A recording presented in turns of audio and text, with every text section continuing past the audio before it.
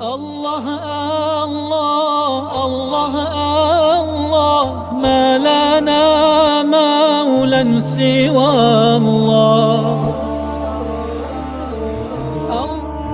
كلما ناديت ياه قال يا عبدي أنا الله زحزحي الحجب فقلبي غاب في ظلمة ذنبي نظرة في العمر حسبي تجعل الميت حيا كلما ناديت ياه قال يا عبدي أنا الله. أعوذ بالله من الشيطان الرجيم. بسم الله الرحمن الرحيم. الحمد لله والصلاة والسلام على رسول الله وعلى آله وصحبه ومن والاه أما بعد. Hürmetli qarindoshlar, biz bugun Sura Nisoning 32 oyatiga keldik. İlgirki darslarimizda, ilgirki oyatlarimizda Sura Nisoning 5-dan tortib ta mushaga kelganga qadar sura asosan inson qurilishi haqida, insonning shaxsiyati, ko'z qarashi, imoni, qimmat qarashi, hayotda tutib mangadigan yo'li qatorliq masalalar haqida va insonga munosabatlik oila ishidagi aile a'zolari o'tirisidagi aloqa, ayollik aloqa, nikoh, taloq, miros qatorliq masalalar bular bayon qilinib bo'lgandan keyin aile qurilishidagi ayollik to'y qilishga bo'ladigan, to'y qilishga bo'lmaydigan turlar bir muncha ahkamlarni so'zlab, Alloh subhanahu va taolo shularni bizga had hudud qilib belgilaganligini tilga oldi va shundan keyin bizning insoniy ojizligimizni ko'zda tutib, asosiy prinsipga zid kelmaydigan, asosiy had hududlarni, ta'limotlarni, farz vojibatlarga chaqilmagan ahvol ostida bizden o'tgan ba'zi kichik gunohlarni mag'firat qiladiganligini tilga o'tgan. Biz shu munosabat bilan ilgirki darsimizda bir qism cho'ng gunohlarni sanab o'tgandik. Endi bugungi darsimiz yana gapning asosiy temasiga qaytdi. Ya'ni bu hayotdagi inson qurilishi. Inson ikki turlik er va ayoldan iborat ikki turdan. Yani ikki turga ayrilgan desak bo'ladi. İnsan tipi ikki turga ayrılgan bo'ladi. Allah subhanahu va taolo bugungi darsimizda bu ikki tip o'ttirisidagi, ikki tur o'ttirisidagi tavozunat, tengponglik, hayot jarayonida, yashash jarayonida mayli ayollar yashasin jamiyatdagi ijtimoiy bir to'plum, yoki bir davlat, bir millat sifatida bilan umumiy nuqtadan qaragan vaqtimizdagi ikki tipning alohidaligi ve bu ikki tipning o'rtaqligi va farqlanadigan taraflariga bizni alohida qanday qilyotdi, ishorat qilyotdi. Biz endi oyatga kirishdan ilgari bu haqda biroz o'ylanish to'g'ri keladi. Alloh subhanahu va taolo inson turini ikki xil tip qilib yaratdi. Bu hamma bilan inkor qilmaydigan bir masala. Endi bir turni, ya'ni inson turini ikki tip qilib yaratdi deganlik, bu ikkisi ikki tur emas. Masalan, bu hayvonlar dunyosiga qarasak, yo'lboslar, shirlar, mushuklar, itlar, at, eshak, qo'y, turlik nimalar va tiplar bor.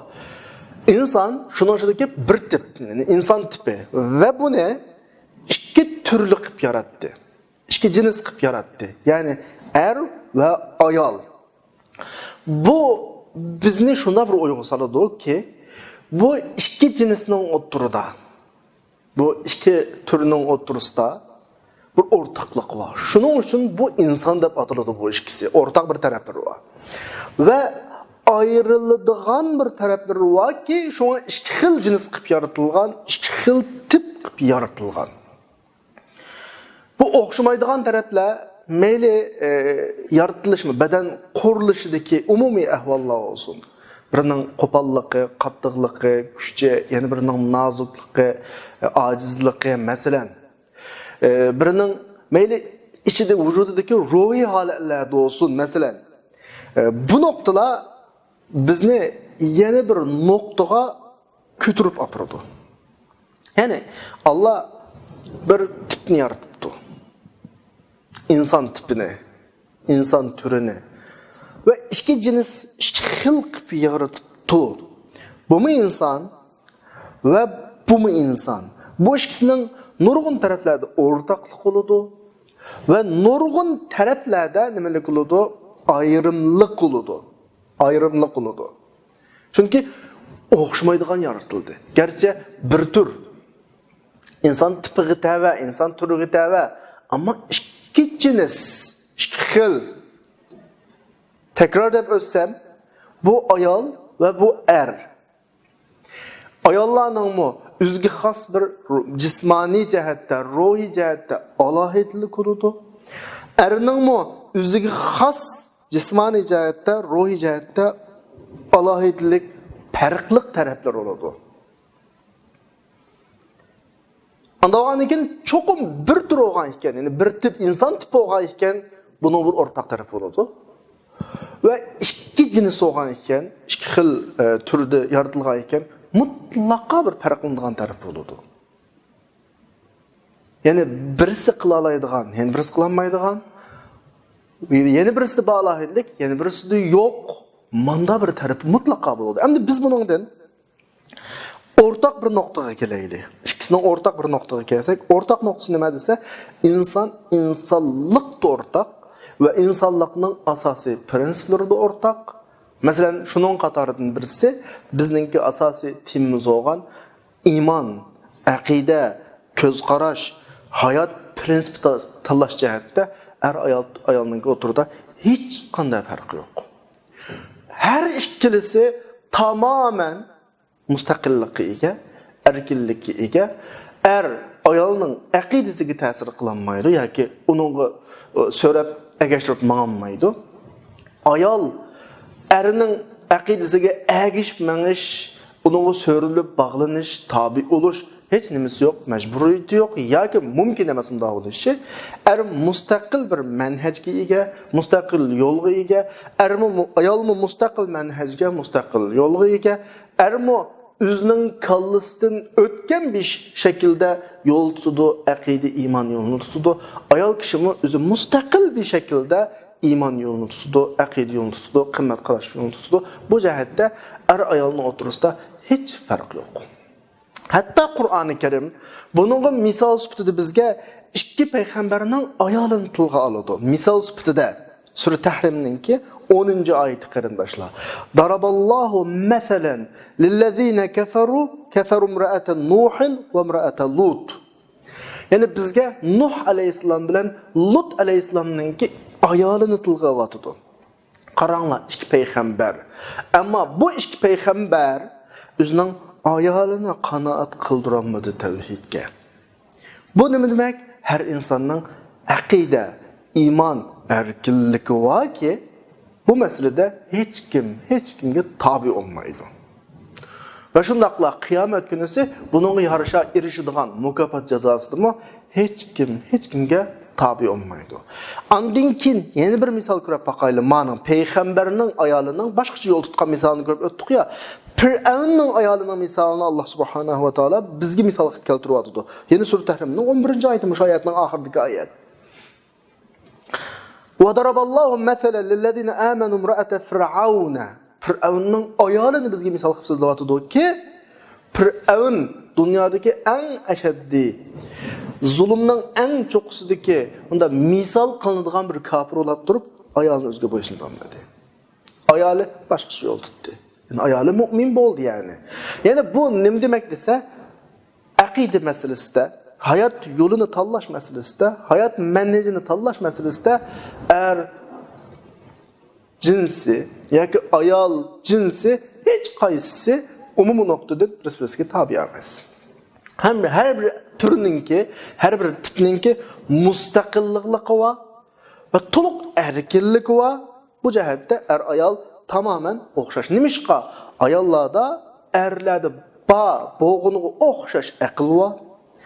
Erlerde boğunuğa oxşaş fikir tefekkür var. Hatta bazı noktalarda erden inchki, erden to'g'ri fikr qiladigan o'rinlarini chiqib qoladi. Masalan, bunun misali Peygamber Aleyhisselatü Vesselam Hudeybiye sulhisida.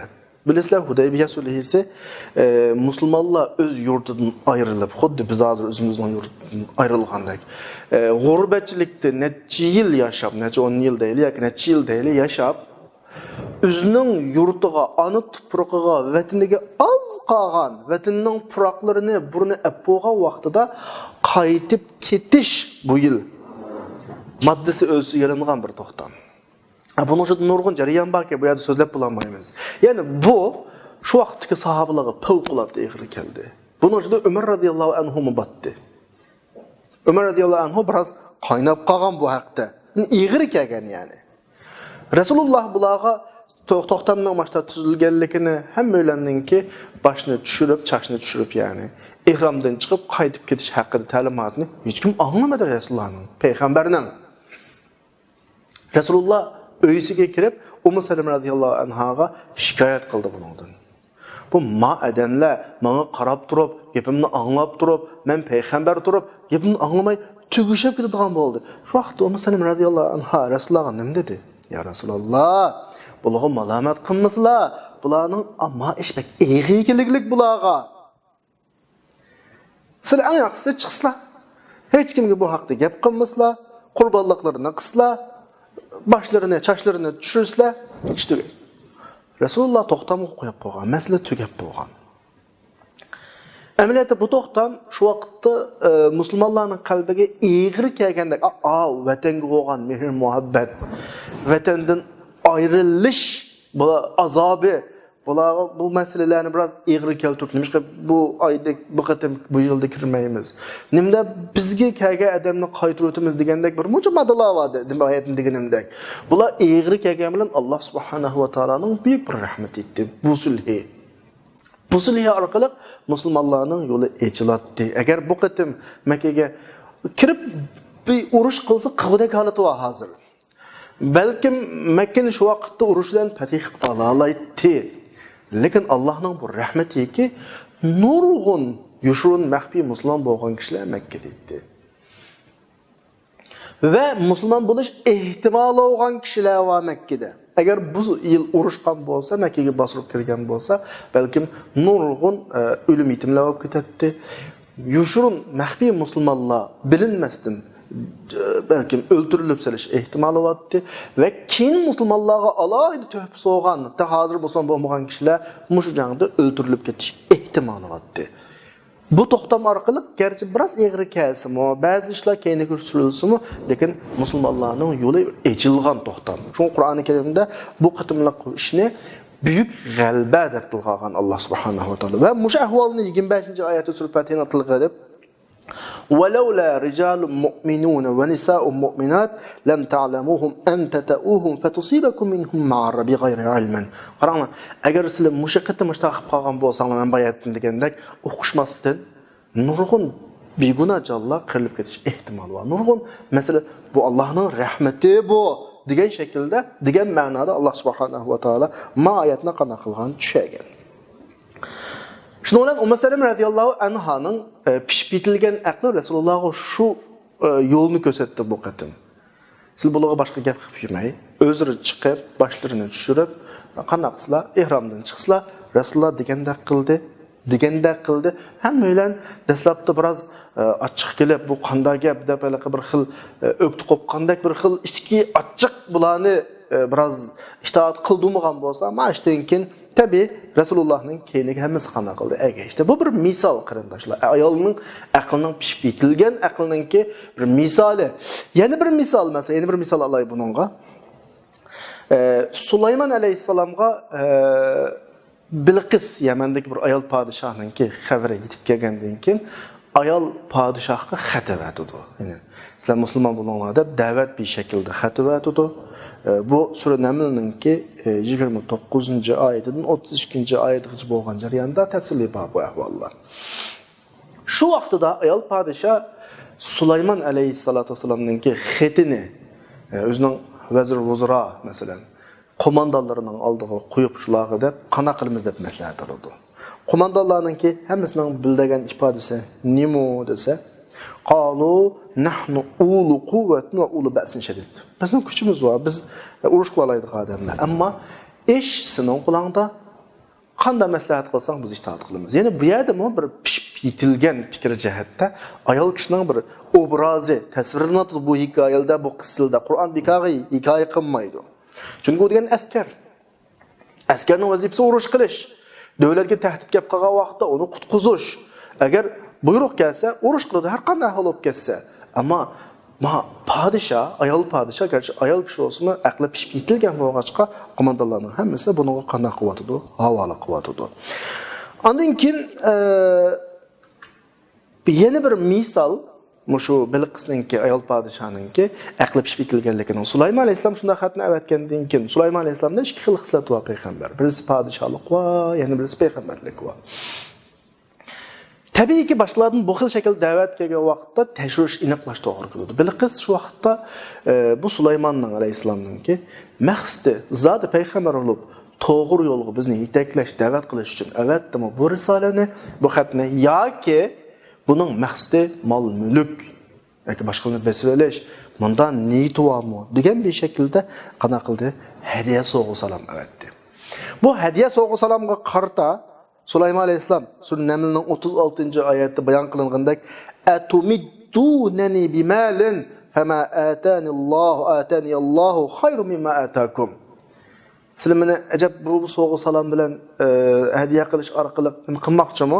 Alloh bergan sizlar bergandan nima yaxshi degan shaklda javob qaytargandan keyin Bilqis o'zining shu vaqtdagi aqli bilan tunib yetdiki, Sulaymon alayhisalomning ko'zi mol dunyoda emas. Mülk emas, balki u bir payg'ambar haqiqatga chaqiryotdi. Shuning bilan qanday bo'ldi? Qarorini berdi va aslamtu ma'a Sulaymana lillahi robbil alamin. Surah Namlning 44-oyati. Ya'ni men Sulaymon alayhisalom bilan billa olamlarning parvardigori bo'lgan Allohga iymon etdim deb o'zining qarorini berdi. Ham demak endi yuqorqi olgan misollarimizning hammasi nimani ifodalaydi desa, ayol kishining tamomiy aqli, iqtidori, tafakkuri hamma jihatda er kishiga o'xshash bir mustaqillikli qilwa. Shuningcha hayotida yashaydigan yo'lni tanlashda, aqida tanlashda, iymon tanlashda xuddi erga o'xshashla qaror egisi ayol kishimi. Ammo biz bayatında dedik, Alloh er va ayol deb inson tipini, inson turini ikki xil jinslar yaratdi. Bu yerdagi insonlik nuqtasida biz bayatında deb o'tganimizdek tamamen barobar, tamamen o'xshash mustaqillik ega, erkinlik ega bo'lgan bilan ikkisining ikki xil yaratilganligi bizga bu ikkisining alohidaligining va vazifasininki farqli ekanligini ifodalashi mumkin. Diqqat qilsanglar, erlar biroz nima qo'pol. Masalan, kuchlik, biroz ya'ni ayollar qarg'a vaqtda nozik emas yani, ammo ayollarda noziklik bor, inchiklik bor, muloyimlik bor. Erlar biroz rahimsiz keladi. Ayollarda mehr shafqat bor, kuyunish bor. Mana bu nuqtalar, buni men bu yerda so'zlamasammi, har kim e'tirof qilgan bir nuqta. Er ayolninki umumiy nuqtadan farqlardagi, o'tirdagi masalalarni, nuqtalarni har qanday qilib e'tirof qiladigan nuqta. Yani bu nuqtadan biz kuzatganimizda erda bor nurg'un kamchilik ayolda to'liqlangan. Ayolda bor nurg'un kamchilik erda to'liqlangan. Xuddi erda hozirlangan jismoniy sifatlar, ruhiy alohidaliklar xuddi erni ayrim bir vazifaga hozirlagandek. Ayolda bor alohidaliklar, mayli jismoniy, mayli ma'naviy jihatga alohidaliklar ayolni boshqa bir vazifaga qana qilgandek, hozirlagandek bir ahvol bor bu yerda. Hatto erişemaydigan ba'zi nuqtalarga ayol erishadi, ayol erişemaydigan ba'zi nuqtalarga ayol erishadi. Masalan, dinda Payg'ambar alayhisolamninki oltin bilan ipakni erlarga harom qilib, ayollarga qanday qilganga halol qilib, ayollarga xos qilib berganga o'xshash masala. Ya'ni bu yerdagi masala nima desa, hayot, insonning hayoti, inson olarak insonning hayoti Kunduz va kecha ikkiga ayrilgan. Kunduz harakat qiladigan, ishlaydigan, jafo tortadigan bir hayot, kecha ashunning o'rnini to'liqlaydigan bir vaqt. Agar kecha olmaganida, kechada aram olmaganida masalan, haduqun chiqamaganida kunduzdagi ish olmaydi. Bu har qanday odam biladigan bir nuqta. Andikan uyning sirti va uyning ichi bir hayoti var insonninki. Bularning hammasininki bir talab bo'ladi. İnsan mushi ikki jins bilan mushi ishlarning hammasiga mas bir shaklda qana qiladigan, yaratilgan. Mushi nuqtani ma oyatda, ya'ni biz bugun o'qimoqchi bo'lgan 32-oyatda Alloh alohida aslatib, dunyoda har kim o'ziga berilgan imkoniyat, berilgan iqtidor, berilgan sharoitga qarab turib, o'zining vazifasini tonishi kerak. Ve vazifasini ado qilsa, ishi tugaydi. Qanaqdir o'zidagi yo'q alohidalik yoki o'ziga berilmagan imkoniyatdan voysirab, boshqalarga qarab unga hasad qilish, u mumkin bo'lmaydigan ishni orzu qilishning to'g'ri bo'lmaydiganligi. Ya'ni hamma odam o'zining vazifasiga o'ng ko'z bilan qaragan vaqtda hayotning harakatining normal bo'lganligini ifodalab, nima deydi Alloh subhanahu va taolo? "Va la tatamannu ma faddalallohu bihi ba'dakum ala ba'din." Ayol yoki har qanday bir inson ishidagi tabaqalar birisi erishamagan imkoniyatga birisi erishishlik. Bu qandaqdir bunda bir taraflama emas. Har tarafning qarshi tarafda yo'q bir alohidilik bo'ladi va kamchilik bo'ladi. Mushu nuqtadan har taraf yana bir tarafga alohidiligiga ko'z solib, u boshqalarga berilgan, o'ziga berilmagan alohidiliklarni umid qilib, yo'qishni umid qilib, yana ish imkoniyati bo'lmaganini umid qilib, hasad qilish normal hayot harakatini qana qiladi, buzadigan ishlar. Halbuki Alloh subhanahu va taolo har birisininki o'zining vazifasiga yarasha mukofotlaydi, uning arjini beradi. Hammadan o'zining vazifasidan to'liq nishoniga yetalaydi asli.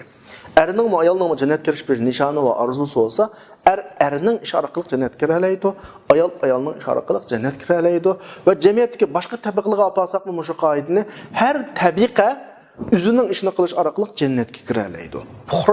Puhroga yuklangan ishni qilish orqali jannatga kiralaydi. Qo'mondonning ishini qilish orqali jannatga kiralaydi. Agar qo'mondon puhrodek ish tutsa, jannatga kiramaydi. Puhro qo'mondondek ishni umid qilib yoki shu ishni qilsam bo'ldi deb yo'ldan chiqsa, u maqsadiga yetolmaydi. Har odamga berilgan imkoniyat shu odamning vazifasi bo'ladi. Uning mas'uliyati shu nuqtadan so'riladi va mukofotimi shu doirada beriladi. Alloh davomida oyatning o'tirida lir-rijali nasibun mimma iktasabu va lin-nisa'i nasibun mimma iktasabna. Erlarmi o'zining qig'indan erishidi, ayollarmi o'zining qig'indan qana qiladi, erishidi. Vasallallohu min fadli. Allohning fazli marhamatidan so'ranglar. Alloh har narsani qana qilguchi, bilguchi. Allah her narsani bilguchi. Mush ifoda bizga yetadi asli. Kimning nega kerakligini, qanday yaratilsa uning hayoti muvaffaq bo'lganligini. Masalan, erlarga qarayli, ayollarni qo'yib qo'yib turib.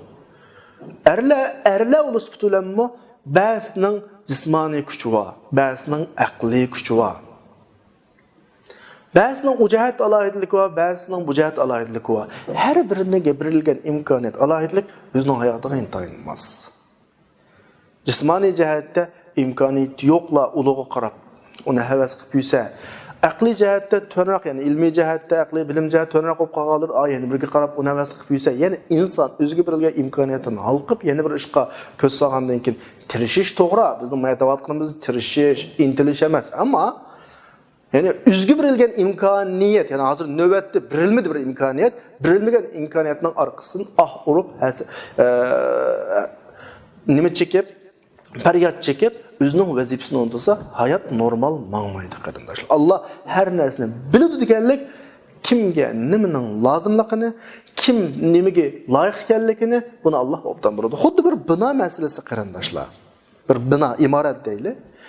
Bir binoni selish uchun tuproq jinsidan, tuproq turidan bo'lgan turli moddalar ketadi. Qum ketadi, tosh ketadi, kesak ketadi masalan, haq ketadi, gej ketadi, hammasi tuproqqa oid binalar.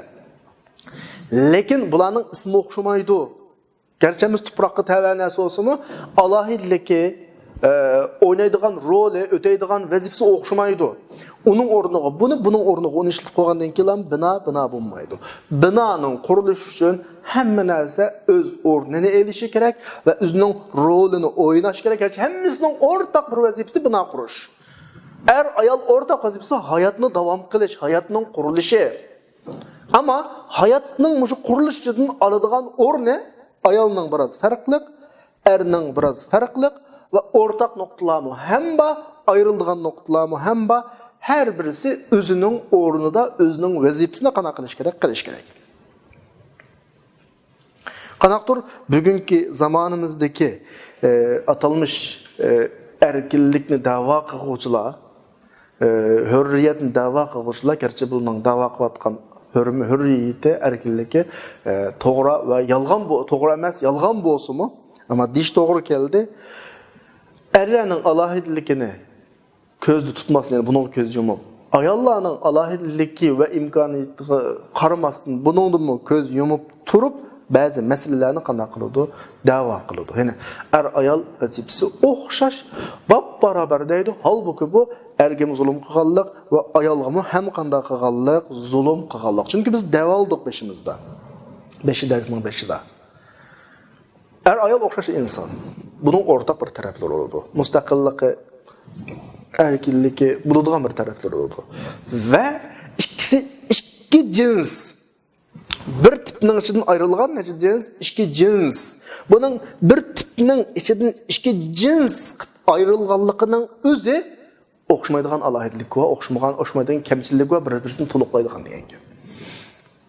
Xuddi ayalni hamma jihatda tamamen oxşaş, erlar ayollarning ishini qilish kerak, ayollar erlarning ishini qilsa bo'ladi deganlik kecha kunduzning vazifasi o'xshash, kechani kunduzning o'rinda, kunduzni kechaning o'rinda ishlasa bo'ladi deganlik bo'ladi. Holbuki bu normal aqlga muvofiq emas. Kecha asla kecha kunduz ulanmaydi, kunduz asla kecha ulanmaydi. Bu yerda kunduz yaxshi, kecha yaxshi emas yoki kecha yaxshi, kunduz yaxshi emas deyishning hech o'rni yo'q. Agar shu kecha bo'lmasa, kunduz ishlayolmaysan. Mana mesele. Yani eminete bu ikisi birisini mükemmelleştirdiğin işler. Eğer sen keçide aram elip, uxlap, qaytadan canlanıp, energiyayını toplap çıkmasan, gündüzü bir gün işlenmeyse.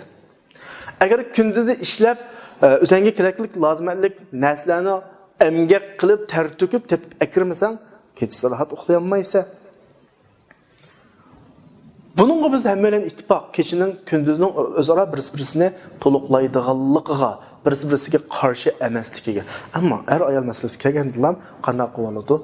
Ta'tirga yenivoradi. Albuki Qur'oni Karimda Alloh subhanahu va taolo mandaq bir bizga ishorat qiladi. Sura Laylda, Sura Layliga bir qarab boqaylik.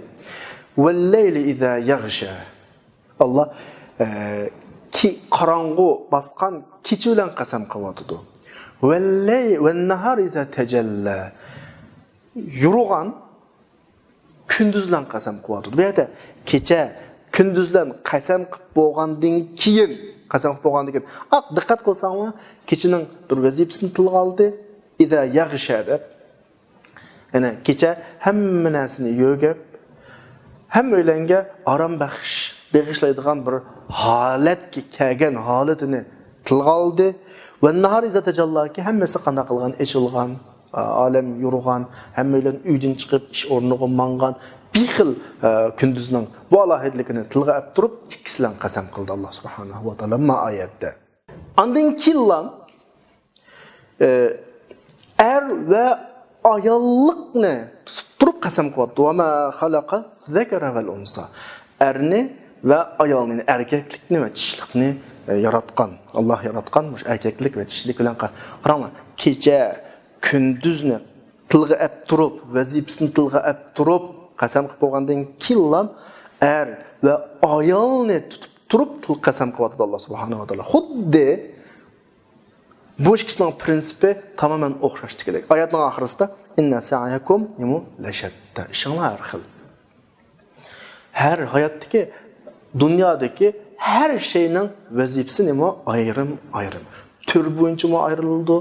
Tip tipi bo'yicha mı ayrıladi, cins bo'yicha mı ayrıladi, hatta shaxsdan shaxsga vazifalar farqli qiladigan ishlar nima farqli qarindoshlar. Alloh subhanahu va taolo masalani ma shaklda bizga bir yo'ritib beryapti.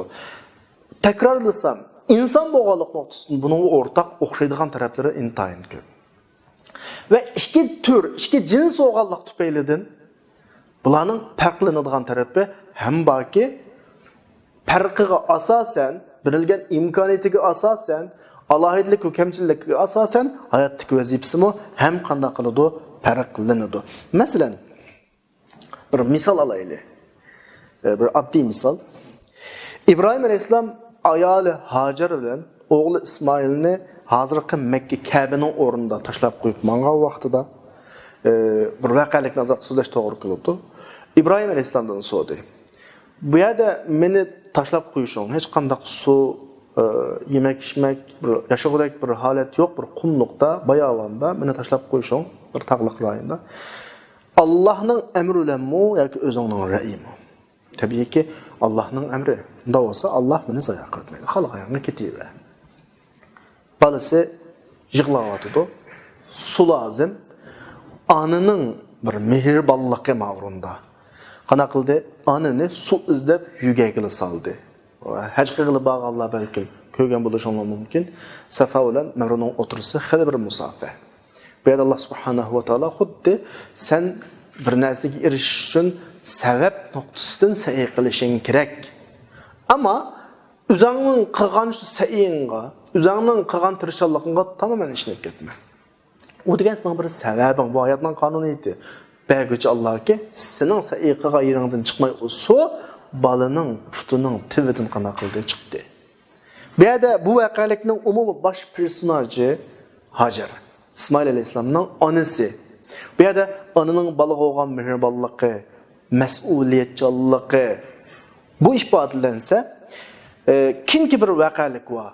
İsmail alayhisalomni Alloh subhanahu va taolo bo'g'izlash orqali qurbonlik qilish imtihoni İbrahim alayhisalomga keldi. Bu imtihonning boshdan oxir voqealigining hech qanday yerida kim yo'q? Hajar yo'q. Nima ishqa? Chunki bo'g'izlash, qurbonlik qilish biroz qalbining qattiqlikni, irodalilikni, biroz qattiqlikni talab qiladi yani. Onunla ananın qalbi, mehribonligi, kuyimchanligi chidayolmaydi, bardoshlik bermaydi. Qaranglar bu ikki voqealikka.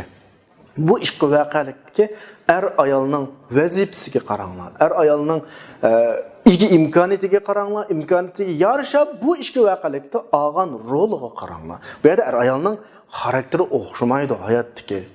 Ve alayidlik o'xshamaydi. Navandagi vazifasini qanday qilmaydi? O'xshamasligi kerak, ham o'xshamaydi. Mesela şu, Allah ayette bizge şunu eskertip, nima deyapti? "Va la tatamannu ma faddalallahu bihi ba'dakum ala ba'din." Tür boyunca Allah subhanahu va taolo her kimga yarasha alohidliklarni beradi. O'z fazlidan. Endi ma turdikilar, a turdikilarning alohidligiga ko'rsatib uning hasad qilish bu to'g'ri emas. Allah hayvanlarga desek, birisiga qanot beradi, birisiga 2 put beradi, birisiga 4 put beradi, hatta ba'zisiga put vermaydi. Ba'zisiga tumshuq beradi, ba'zisiga tish beradi, ba'zisiga til beradi. Shular orqali ular yashaydi bu hayotda. Hayvanlarni qarasak, endi qanoti yo'qlar, qanotin bo'lsa ekan deb uning uchun intilish mesela, o imkoniyat yo'q bir ish. Va la tatamannu, uni arzu qilgan bilan erishga olmaydi uni. O degan bir xiyol. Yoki 4 putluqlar men 2 putlab mangsam bo'ldi desa, 2 putluqlar 4 putlab mangsa qildi, bu tezroq yugaga bo'ldi ekan desa, bu imkoniyat yo'q bir ish. Buni arzu qilish ham xiyol. Buning o'rniga qanday qilish kerak? O'zdagi imkoniyat, alohidliklarga qarata tirishib ishlash kerak. Shu imkoniyatlar asosida berilgan vazifasini ado qilish kerak va shundalar o'zining darajasini qanday qiladi? Alloh tarafidan oladi. O'zining nasibisini Alloh subhanahu va taolo tarafidan oladiki, "Lir-rijali nasibun mimma iktasabu", erlar o'zining imkoniyati, o'ziga berilgan alohidlik bo'yicha qilgan ishlarining mukofotini oladi. Ayollarmi o'ziga berilgan imkoniyat va alohidliklar bo'yicha qilgan ishining nimasini oladi? Mükafatını aldı. Ves'alullah min fadli. Müşahalatda Allah'tan nimisini soranglar, Allah'ın fazlini soranglar. Allah öz fazli bilen senin şu imkaniyetinlarda büyük işlerini vücutga çıkarış, qo'lga keltirish onlarga qanday qiladi? Yordam qiladi qarindoshlar. Andikan oyatning oxirisi shu, ya'ni valir rijali nasibu mimma kasabu valin nisa'i nasibu mimma kasabna degan mush yerdan bir narsani tushunamiz. Har odam o'zining vazifasidan nijot topa oladi, maqsadiga yeta oladi. Bir mashinani misolga olsak, rol mashinani joyida kontrol qilib bersa, rolning vazifasi butunlay tugaydi.